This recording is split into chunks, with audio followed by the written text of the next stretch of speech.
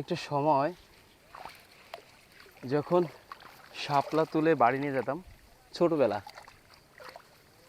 তখন মা করতো কি এইভাবে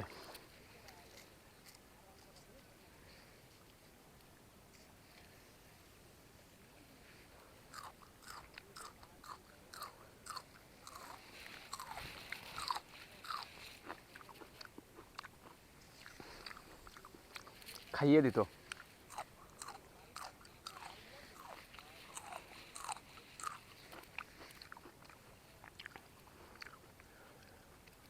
শাপলার খোসাটা ফেলে দিলাম, শাপলাটা খেয়ে নিলাম।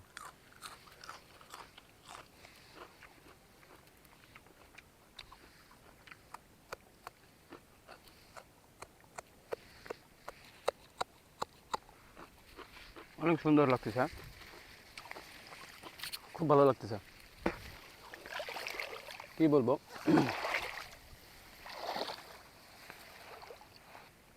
শাপলা দিয়ে আজকে মালা বানিয়ে দেখাবো।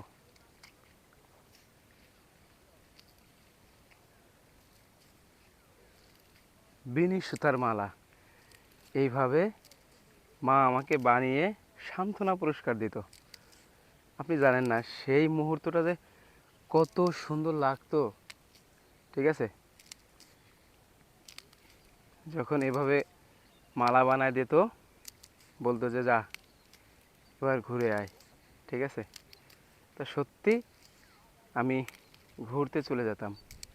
ঠিক আছে, কারণ তখন তো বুঝতাম না। দেখেন, আসলে দিন দিন সেই মার ভালোবাসা হারিয়ে গেছে, আগের মতো ভালোবাসা আর নাই। বেনি সুতার মালা আমি কিন্তু গেঁথে ফেলেছি। সুন্দর না? এরকম গলায় ঝুলিয়ে যেত আর খেলতাম। আর বলতাম কি, ভাই বন্ধু যারা ছোট ছিল তখন বলতাম, দেখো আমার মা এই যে মালা বানায় দিছে। ঠিক আছে, এই সেই মালা। তো বিশেষ করে মালাটা কার কাছে কেমন লাগছে আমি জানি না। ঠিক আছে, তবে মনে হলো যে ছোটোবেলায় এরকম মা বানিয়ে দিত আর আমি পড়তাম, খুশি থাকতাম। ঠিক আছে, তা আজকের এই শাপলা দেখে ঠিক তেমনটাই মনে হয়েছে যে মার মতো করে একটা শাপলা বানিয়ে আপনাদের সাথে দেখাই। ঠিক আছে, তো সেই হিসেবে শাপলাটা বানালে মানে তোমার মালাটা বানানো, এর থেকে বেশি কিছু নয়। ঠিক আছে, এর থেকে বেশি কিছু নয়।